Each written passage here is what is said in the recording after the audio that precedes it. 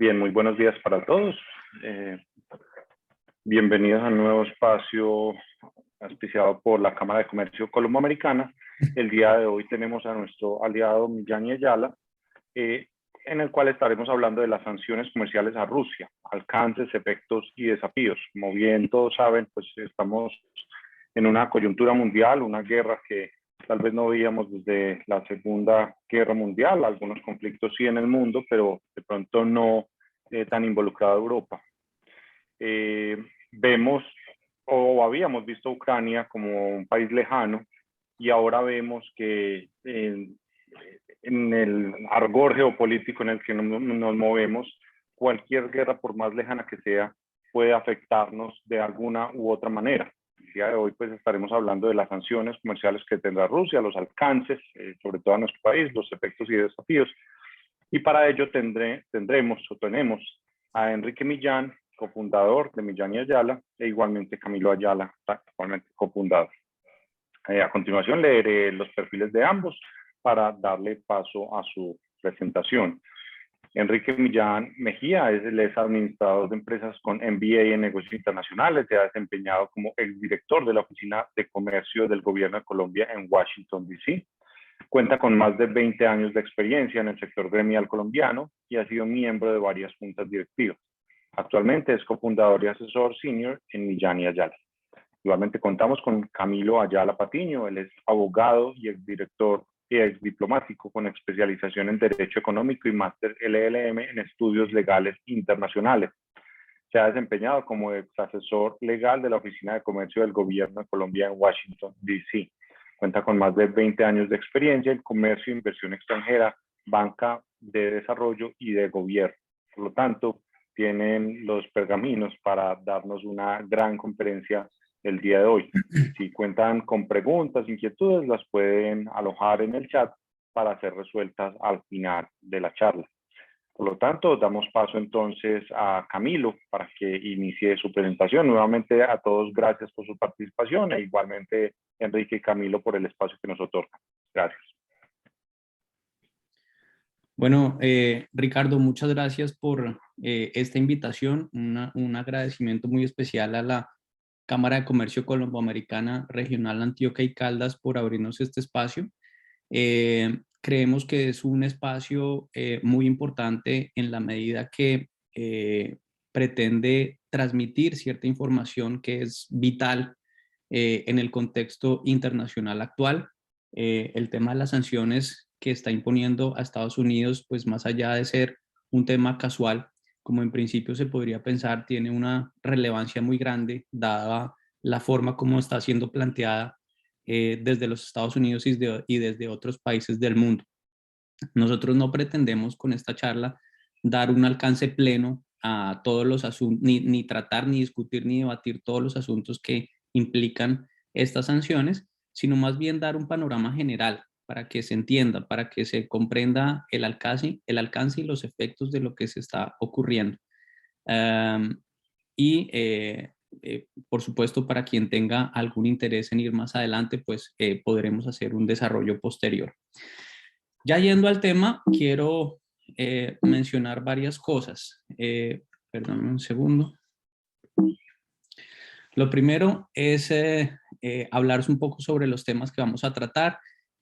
Queremos dar un contexto sobre las sanciones, hablar sobre los regímenes existentes actualmente, las medidas que se están adoptando contra Rusia, las que se tomaron antes de los hechos del 2022 y las que son posteriores a los hechos del 2022.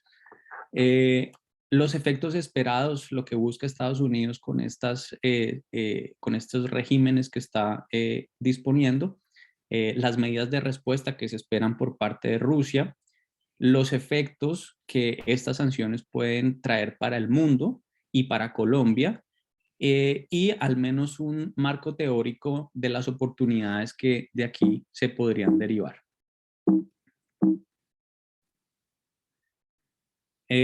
Así las cosas, vamos a mencionar un poco el contexto de las sanciones comerciales y los controles a la exportación.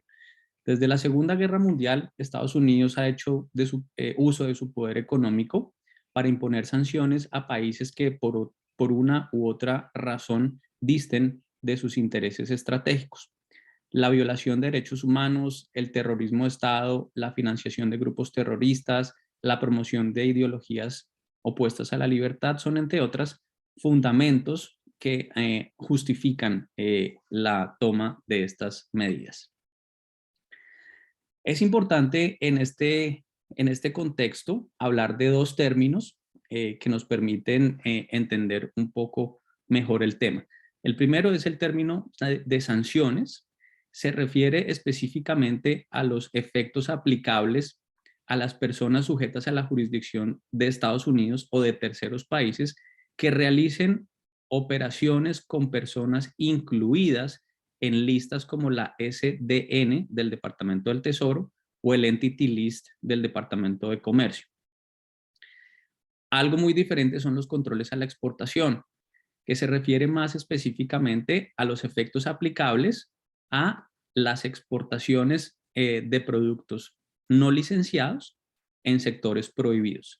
Esto implica pues básicamente dos cosas, que no todos los productos son, digamos, están prohibidos, y de que así los productos estén prohibidos, tienen acceso a cierto régimen de licenciamiento. Entonces eso es algo que es importante tener en cuenta.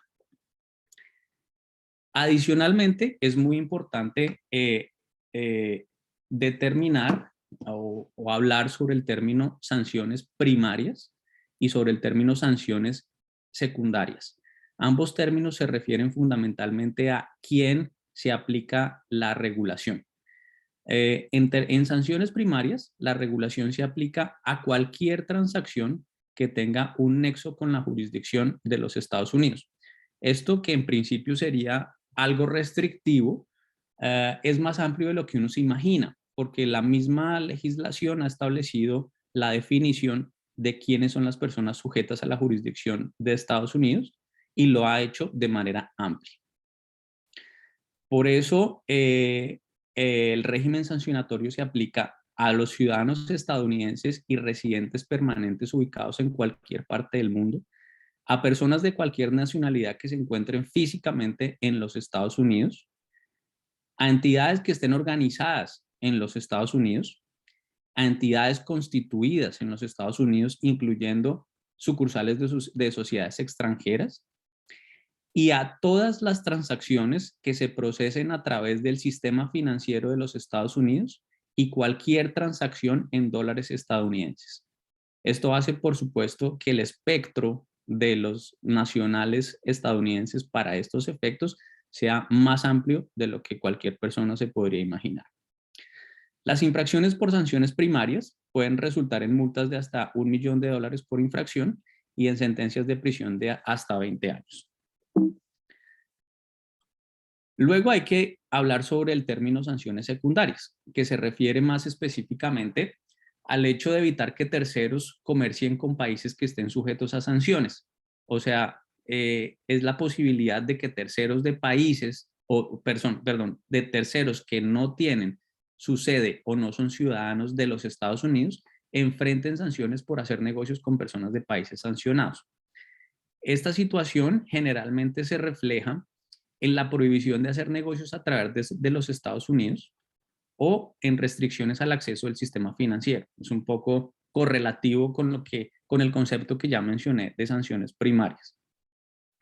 Las penas por violar sanciones secundarias incluyen grados de exclusión del sistema económico de los Estados Unidos, lo que significaría que se les prohíba hacer importaciones o exportaciones a los Estados Unidos, o incluso la inclusión en las listas de ciudadanos especialmente designados como el SDN List o el Entity List del Departamento de Comercio. En cuanto a los regímenes de sancionatorios o controles de exportación existentes, valga la pena mencionar que varios países actualmente están sujetos a sanciones, destacándose principalmente Cuba, que tiene un régimen de sanciones que viene desde el tiempo de la Revolución como consecuencia de la implantación del comunismo.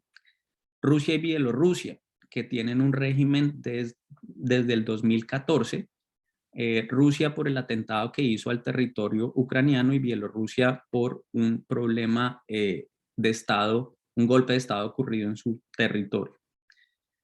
Corea del Norte, que tiene un régimen de sanciones desde 1950 como resultado de la guerra. Venezuela, desde el 2014 por la implantación de un régimen antidemocrático. Otros países sujetos a sanciones son Irán, Irak, Birmania, Antigua Yugoslavia, Zimbabue, Siria, bueno, entre otros. Así las cosas, entremos en materia sobre las sanciones que Estados Unidos impone hoy a Rusia. Como lo mencioné antes, hay que dividir el tema en dos grandes grupos. Las primeras son las sanciones impuestas antes del 2022. El programa, como efectivamente lo mencioné hace un momento, empieza en 2014 con la orden ejecutiva 13660 por Rusia minar los procesos democráticos en Ucrania, en ese momento por la toma de Crimea. Se ha venido desarrollando a través de otras órdenes ejecutivas y permanentemente se están actualizando. Hoy, de hecho, sale una nueva regulación de sanciones. Vamos a estar muy pendientes de lo que sale porque hoy se van a ampliar de manera sustancial. En términos generales, las medidas adoptadas en 2014 fueron las siguientes. Se establecen unas sanciones personales. Como ya lo mencioné, estas sanciones personales a personas específicas obligan a un bloqueo de cualquier operación financiera y un congelamiento de activo por parte de los operadores estadounidenses. Las personas que han sido o que fueron principalmente sujetos de bloqueo en ese momento fueron personas que apoyaron acciones en Ucrania, personas que usaron armas contra Ucrania, agentes gubernamentales que participaron en operaciones y personas que operan en la región de Crimea. Adicionalmente, se impuso un nuevo concepto que es el concepto de sanciones sectoriales. Esto implica imponer sanciones a sectores completos de la producción de un país. En el caso ruso, se establecieron sanciones en ese momento sobre servicios financieros, energía, metales, minería, ingeniería y defensa.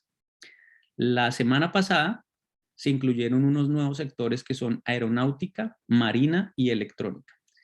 Las sanciones sectoriales son un concepto inteligente porque permiten sancionar de alguna forma a personas que operen en ciertos sectores y, digamos, sobre las cuales Estados Unidos no estén interesadas en sancionar personalmente. Pongo un ejemplo. El señor Roman Abramovich tiene una empresa productora de metal muy grande en los Estados Unidos. Y bloquearlo en ese sentido implicaría causarle un daño a la producción de Estados Unidos. Entonces, en ese caso, lo que ha optado por hacer Estados Unidos hasta la fecha es no imponerle sanciones personales al señor para que no se afecten los negocios que benefician a Estados Unidos, pero bloquearlo en los servicios que le interese limitar. Bueno, finalmente se impuso un régimen de control de exportaciones o una prohibición general para desarrollar exportaciones, importaciones e inversiones en la región de Crimea. Por su parte, hay que mencionar que este régimen de autorizaciones este régimen de operaciones no se plantea de manera absoluta. De hecho, y como ya lo había sugerido, existe ciertas licencias generales para poder, digamos, exportar desde ciertos sectores y adicionalmente el concepto de que podría solicitarse licencias específicas demostrando, digamos, las situaciones particulares.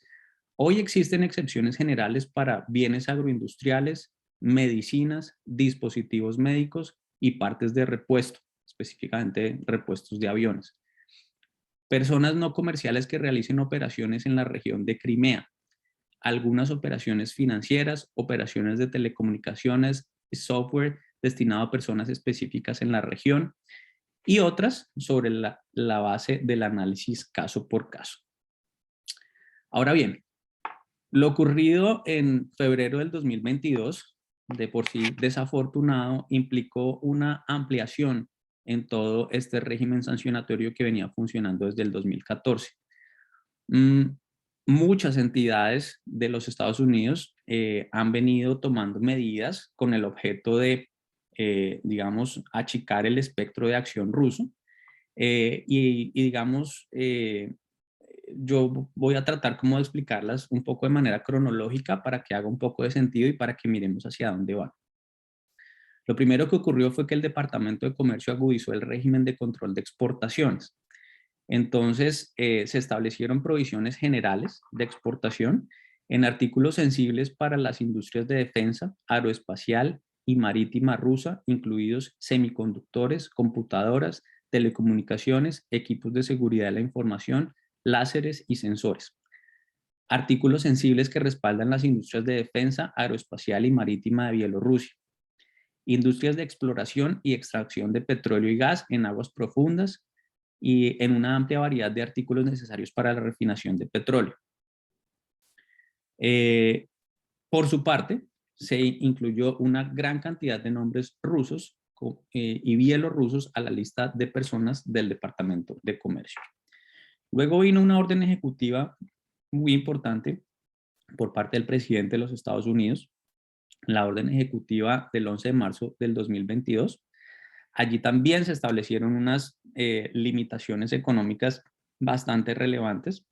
Se estableció la prohibición de importar productos rusos clave como el pescado, los mariscos, las preparaciones digamos, de los mismos, bebidas alcohólicas, específicamente el vodka, diamantes no industriales, cualquier otro producto de la Federación Rusa que determine el secretario del Tesoro en consulta con el Departamento de Estado. Adicionalmente, se estableció la prohibición de exportar artículos de lujo de origen estadounidense. Esto con objeto de cortar una cadena de consumo bastante importante en Rusia, que es digamos, la que realizan los oligarcas rusos. Tienen una economía montada sobre estos artículos y ahora pues están restringidos. La prohibición de exportar, reexportar, vender o suministrar billetes denominados en dólares estadounidenses directa o indirectamente al gobierno ruso o a cualquier persona en Rusia. Esto es absolutamente vital porque aquí se reitera el principio de que la moneda estadounidense es en cierta forma un determinador de la nacionalidad de las operaciones. La prohibición de invertir en cualquier sector de la economía rusa. La prohibición de aprobar, financiar o garantizar transacciones bancarias a terceros digamos, a terceros a terceros países, pues. Lo mismo, un asunto evidente o un ejemplo evidente de una medida secundaria. Con todo, el régimen no es absoluto y también hay un régimen de excepciones generales y un régimen de excepciones específicas. A hoy las excepciones generales que existen son los equipajes, por supuesto están excluidas las armas de fuego y municiones, aeronaves, embarcaciones y naves espaciales y artículos de tiendas de salón, estos son los duty free. Todos esos artículos de lujo que se venden en los duty free todavía pueden ser exportados, salvo que se estén exportando para aerolíneas de propiedad rusa o bielorrusa. Finalmente, la OFAC del Departamento del Tesoro amplió sustancialmente la inscripción de personas en la lista SDN, incluyendo personas rusas que incluso están localizadas en terceros países. Y por aquí es que va la cosa. Cada vez se están perfeccionando un poco más los estudios de quiénes son las personas que deben bloquearse de manera vital y se están detectando en diferentes países, se están, digamos, estudiando como los entramados en donde están ubicados estas fuentes de poderío y la plata de los oligarcas de Rusia y por esa misma razón pues se están ampliando las medidas, los bloqueos. Bueno, otras entidades tramitando medidas. La Cámara de Representantes aprobó por mayoría absoluta el 17 de marzo un proyecto que busca suspender las relaciones comerciales normales con Rusia a través de la eliminación de la cláusula de nación más favorecida. Esto pues básicamente implica que Rusia se quedaría sin la capacidad de beneficiarse de los aranceles generales de la OMC, y se les podría poner en Estados Unidos, el presidente quedaría autorizado a imponerles sanciones sin límite. En este sentido pasarían a acompañar a Cuba y a Corea del Norte, y digamos se generaría un efecto absolutamente relevante en materia de comercio.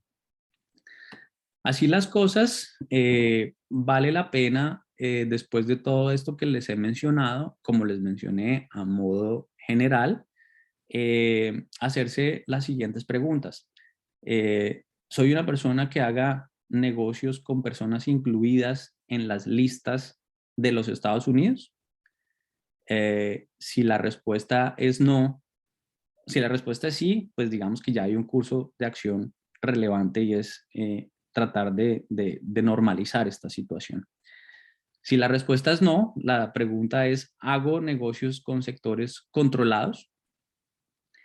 Y luego la pregunta obvia es, si tengo, o sea, si la respuesta es sí para las dos situaciones anteriores, la pregunta es si soy sujeta a la jurisdicción de Estados Unidos. Recordemos que en principio, las personas no son sujetas las personas colombianas no son sujetas a la jurisdicción de Estados Unidos, pero a través de conceptos ampliados como el uso del sistema financiero de los Estados Unidos o el uso del dólar como medio de pago, se está ampliando el concepto de nacionalidad, y por ende podrían llegar a verse involucradas, digamos, en negocios con rusos por estos efectos. Por eso la siguiente pregunta es, ¿opero a través de algún punto de contacto con los Estados Unidos? Y si la respuesta es sí, pues inmediatamente la sugerencia tiene que ser que hay que tramitar un licenciamiento, hacer un disclosure de las operaciones en los Estados Unidos y tramitar un licenciamiento para poder estar tranquilos. Bueno, ¿cuáles son los efectos esperados del paquete aprobado? Las medidas básicamente buscan afectar mayoritariamente a la milicia y a la oligarquía rusa para que reconsideren su apoyo al régimen. Buscan también taponar la irrigación de recursos hacia la economía rusa para desfinanciar el gasto de guerra. Por eso se esperan afectar fuentes de ingreso correspondientes a lo siguiente: capitales rusos que estén en los Estados Unidos, todo eso está en términos generales bloqueados. Exportaciones de petróleo, se buscan bloquear cerca de 200 billones de dólares en petróleo. Exportaciones de materiales preciosos, 32 billones de dólares. Exportaciones de hierro y acero, 30 billones de dólares. Y exportaciones de fertilizantes, 12.5 billones de dólares. Muy bien. Sobre medidas de respuesta y efecto, pues también hay que mencionar que Rusia está preparando un paquete de medidas para sancionar a los Estados Unidos y hacer contrapeso. Las medidas incluyen un bloqueo personal tipo SDN y además medidas comerciales como bloqueos económicos. Es posible que aquí también queden involucradas empresas colombianas, lo cual habría que revisar. Los alcances de esto, pues, digamos, van a ser ciertamente mucho menores de lo que ocurre en el bloqueo de los Estados Unidos a Rusia, básicamente por el poderío económico de los Estados Unidos. Sobre los efectos para el mundo, quiero aquí darle espacio a mi compañero Enrique Millán, quien va a hacer un análisis detallado de todos los efectos que de aquí se deducen. Enrique, la palabra es suya. Gracias, Camilo. Buenos días para todos. ¿Me escuchan? Sí se escucha. Gracias. Bueno, muy bien. Muchas gracias. Muchas gracias a AmCham, capítulo Antioquia y Caldas por la invitación. Como les mencionaba Camilo, vamos a entrar un poco a hacer un análisis de los efectos reales y tangibles de estas sanciones sobre la economía rusa, sobre la relación entre Rusia y Estados Unidos y la relación entre Rusia y Colombia particularmente. Como primera medida, algunos efectos notorios para el mundo, como es de conocimiento de todos, esto tuvo un efecto inmediato en los precios internacionales del petróleo. El precio de referencia WTI se puso por primera vez en muchos años por encima de $100 el barril. Esto generó efectos colaterales en otras materias primas. El maíz, los fertilizantes y la urea se dispararon. Particularmente la urea y los fertilizantes están afectando la relación comercial de Ucrania con gran parte de los países del mundo, en particular países de América Latina. Colombia es un gran comprador de urea y de fertilizantes fabricados en Ucrania. Adicionalmente, en el espectro geopolítico, varios países de América Latina que dependían del apoyo militar ruso, como es el caso de Venezuela y Nicaragua, actualmente están sufriendo de un desfinanciamiento prolongado que está haciendo que pierda su capacidad de influir geopolíticamente y militarmente en la región.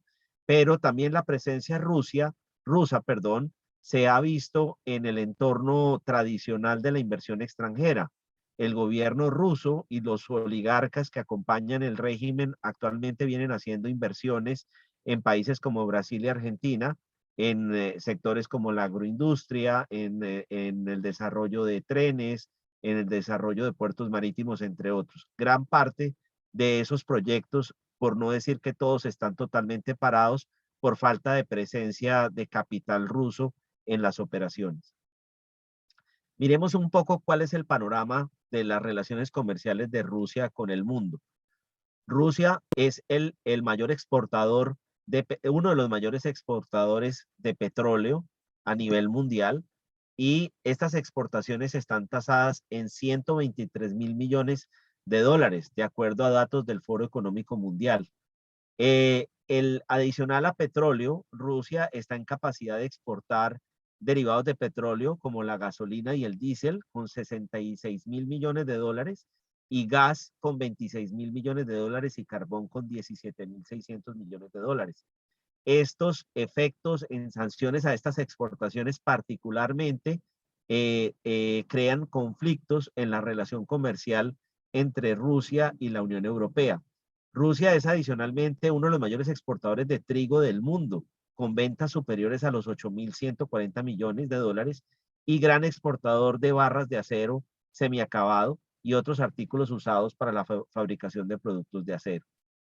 En términos de materias primas, solo para darles algunas referencias, Rusia es el segundo mayor exportador de cobalto, el segundo mayor proveedor mundial de vanadio, ambos minerales raros utilizados en la producción de automóviles, particularmente automóviles eléctricos, y es el sexto mayor exportador de oro y el 10º mayor exportador de plomo, adicionalmente de sus reservas en níquel, su capacidad de fabricar acero inoxidable, baterías para vehículos, baterías para teléfonos celulares, entre otros. Allí es donde se presenta como una gran disrupción en las cadenas de suministro a nivel mundial, que ya de alguna manera venían siendo damnificadas por la pandemia.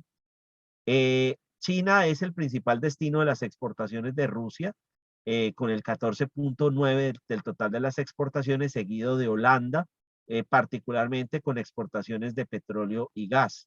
Otros mercados importantes de exportación de materias primas rusas son el Reino Unido, Alemania y Bielorrusia, como bien lo mencionaba ahora Camilo. Digamos, la sinergia que existe entre los gobiernos rusos y bielorrusos va más allá de la esfera política y se afianza particularmente en el escenario comercial. Miremos un poco cómo está la relación comercial entre Estados Unidos y Rusia.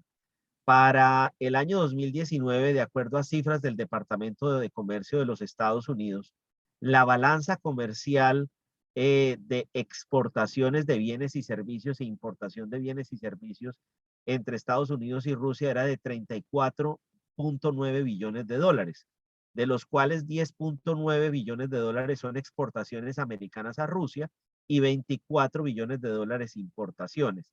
Como es tradicional con casi todos los países del mundo, Estados Unidos tiene una balanza deficitaria con Rusia de 13.1 billones de dólares. A pesar de eso, Rusia no es representativo en el ranking comercial con Estados Unidos. Apenas es el socio comercial número 26 con 28 billones de dólares en bienes durante el año 2019. Es importante mencionar que las exportaciones que se generan desde Estados Unidos a Rusia generan alrededor de 66,000 puestos de trabajo directos, de acuerdo a cifras del Departamento de Comercio. Miremos ahora el escenario colombiano. Colombia realmente no es un país que tenga una dependencia directa de la economía rusa, ni en materia de inversión, ni en materia de comercio internacional. Colombia vende a Rusia una cifra cercana a los 140 millones de dólares al año. Sin embargo, hay unos productos que son claves para nosotros y que es probable que las consecuencias de las sanciones comerciales y las distorsiones de las cadenas de suministro generen afectando productores colombianos. Miremos algunos ejemplos. Carne. Rusia es el principal comprador de carne colombiana. Cerca de 15,850 toneladas de carne se exportan hacia Rusia, gran parte de ella congelada o de ganado en pie. Mantequilla. Rusia es el destino del 74% de las exportaciones de mantequilla colombiana. Leche, Rusia compra el 37% de la leche innata que nosotros procesamos y otros productos tradicionales de nuestra canasta exportadora como café, banano y cacao también va a Rusia. Colombia importa de Rusia alrededor de 540 millones de dólares, es claramente una balanza comercial deficitaria y los productos más relevantes son fertilizantes, maquinaria y equipo y algunos bienes de consumo. Pero el punto más crítico en la relación comercial con Rusia y Ucrania es el tema de los fertilizantes. Miremoslo ahora de acuerdo con cifras del DANE y del Ministerio de Comercio. Aquí ustedes pueden ver, nosotros exportamos el año anterior 43 millones de dólares en carne bovina a Rusia. Esto representa el 40% de nuestras exportaciones a Rusia, seguido por flores con casi 20 millones de dólares, café 11, banano 7 y extractos de café en 5, ya con unas proporciones poco representativas. Ahora, ¿qué importamos de Rusia? De Rusia importamos 73 millones de dólares en abonos, particularmente urea y otros fertilizantes que representan el 23% de la canasta de importación y productos intermedios de hierro y acero que se utilizan como materia prima en la industria metalúrgica o en la industria metalmecánica colombiana. Algunos efectos de las sanciones que impuso Estados Unidos para Colombia. Es importante, como lo mencionó Camilo, que los nacionales colombianos que tengan negocios con Rusia y que para el efecto de esa relación comercial utilicen un punto de contacto en los Estados Unidos podrán estar sujetos a esas restricciones comerciales. Por ejemplo, una persona colombiana con sucursal en Estados Unidos, una persona colombiana que está exportando a Rusia a través de un puerto en los Estados Unidos, una persona colombiana que está tramitando un reembolso a través de un banco registrado en los Estados Unidos. Hasta ahora no hay razones para pensar que este tipo de situaciones puedan cambiar, pero es importante estar alerta como sector privado de cualquier efecto colateral que este tema pueda traer para las relaciones comerciales de empresarios colombianos con Rusia o empresarios colombianos que puedan tener negocios con Rusia a través de intermediación con Estados Unidos. Ahora pasando al plano de las oportunidades comerciales, Millán y Ayala ha identificado un grupo de oportunidades comerciales teóricas que podrían hacer que productos colombianos puedan crecer sus exportaciones por encima de lo normal a Estados Unidos aprovechando la coyuntura. Es claro que Colombia puede aprovechar la posibilidad de exportar más petróleo y derivados. De hecho, lo estamos haciendo en este momento y más carbón como se está haciendo. Pero existe claramente la oportunidad de vender más productos de comida de mar, tanto fresca como procesada. Existe la posibilidad de vender a Estados Unidos más bebidas alcohólicas y curiosamente se abre una oportunidad muy interesante para la industria metalmecánica colombiana y metalúrgica y es la posibilidad de vender productos derivados de acero y aluminio. Recuerden que Colombia en este momento está sujeto a un sobrearancel del 25% para productos de acero y un 10% para productos de aluminio, debido a la decisión 232 por seguridad nacional que tomó el gobierno de Trump, y donde nuestros productos, a pesar de haber tenido arancel cero en el TLC, por esta medida de seguridad nacional quedaron cobijados por un sobrearancel. A pesar de ese sobrearancel, si el Congreso de Estados Unidos toma la decisión de imponerle sanciones a Rusia y quitarle el beneficio de nación más favorecida en términos arancelarios bajo los protocolos de la OMC, claramente, a pesar del sobrearancel, Colombia tendría una posición competitiva interesante frente a los productos rusos. Otros productos donde podemos tener interés en lácteos, vidrio, algunas herramientas de construcción y tapetería en general. Finalmente, un poco revisemos cuál es la coyuntura económica en los Estados Unidos hoy.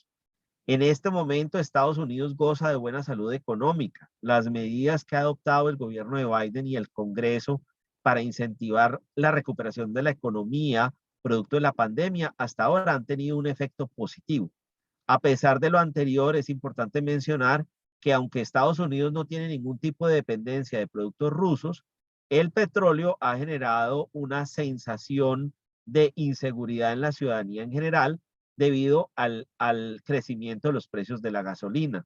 No en vano, el gobierno de Biden tomó la decisión de liberar 1 millón de barriles diarios la semana anterior para tratar de mermar el precio sobre digamos, sobre la canasta familiar, si se le puede decir así, del americano promedio, donde está incluido el consumo de gasolina para su vehículo.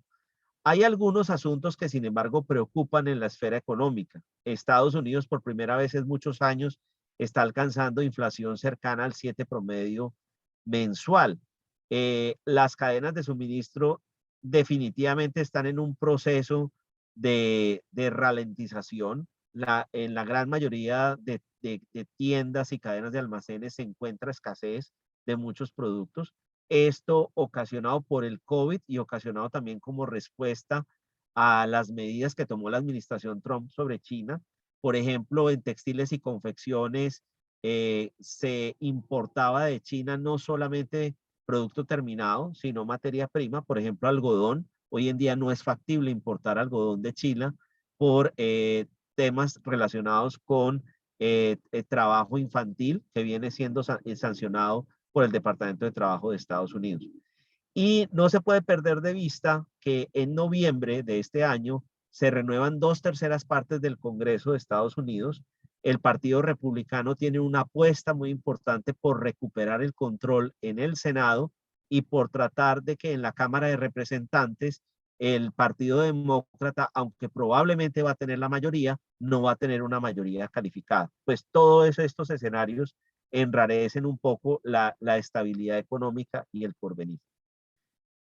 Quiero aprovechar un par de minutos para contarles sobre nuestra firma. Millán Ayala es una firma independiente. Nosotros estamos ubicados en Washington, Estados Unidos.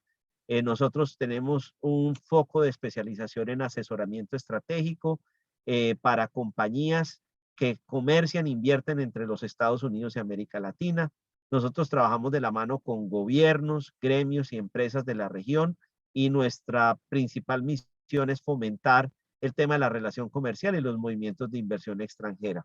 Tenemos un foco particular en temas regulatorios, ayudamos a empresas colombianas a identificar barreras de mercado en Estados Unidos de tipo regulatorio y a superarla, pero también acompañamos empresas americanas a entender el marco regulatorio de Colombia y de América Latina. Trabajamos bajo una red de asociados.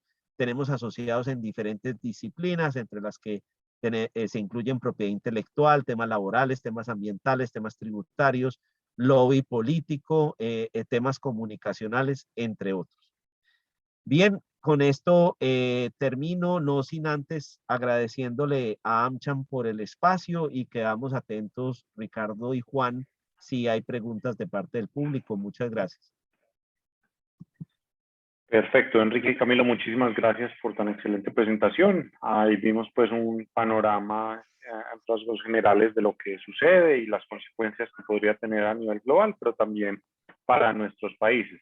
No tanto, no solamente las consecuencias negativas, sino también oportunidades que se pueden generar de este tipo, como ya vimos en temas de metalmecánica, por la guerra comercial que se inició hace 2, 3 años entre Estados Unidos y China, que teníamos ciertas restricciones y que podría abrirnos pasos, como ya bien aquí nos explicaron.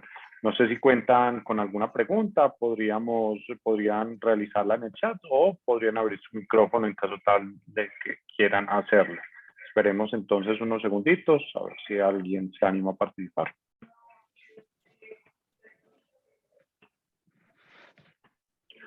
Muy bien, bueno, al parecer no tenemos ninguna inquietud. No sé si Camilo o Enrique quieran hacer una acote final para ya dar cierre al webinar. Gracias, Ricardo. Antes de darle la palabra a Camilo para el cierre, simplemente quería hacer como un aviso en el sentido de que en el transcurso del día les vamos a hacer llegar las memorias de la presentación y una pequeña encuesta que se podrá diligenciar de manera digital por parte de los afiliados. Para nosotros es muy importante medir el alcance de nuestras presentaciones y medir el interés de las empresas en algún tema en particular. Camilo les compartió por el chat de esta videollamada una infografía nuestra por si alguna empresa afiliada quiere entrar en más detalles. No sé, Cami, si de parte suya quiere agregar algo más. Camilo, tienes el micrófono apagado. Disculpas, simplemente sumarme al agradecimiento a AmCham por este espacio y simplemente también recordar que pues para todos los efectos estamos aquí para apoyar en caso de que haya alguna inquietud concreta sobre este asunto. Sabemos que es un asunto complejo que requiere un análisis mucho más detallado. Más allá de este espacio, entonces estamos completamente abiertos para cualquier cosa. Ahí está nuestra información, la colgué en el chat y bueno, más que a la orden, estamos acá. Perfecto, muchísimas gracias nuevamente a Camilo y Enrique y a todos ustedes por el tiempo que nos otorgan para estos espacios que propicia AmCham. Bien, los invitamos a seguir conectados, a conocer la parrilla de eventos que tendremos a futuro y los esperamos entonces en una nueva oportunidad. Enrique y Camilo, muchísimas gracias y los esperamos igual a ustedes en nuevas oportunidades. A usted, Gracias, Ricardo. Ricardo. Un saludo para todos. Buen día. Qué bien. Hasta luego. Hasta luego.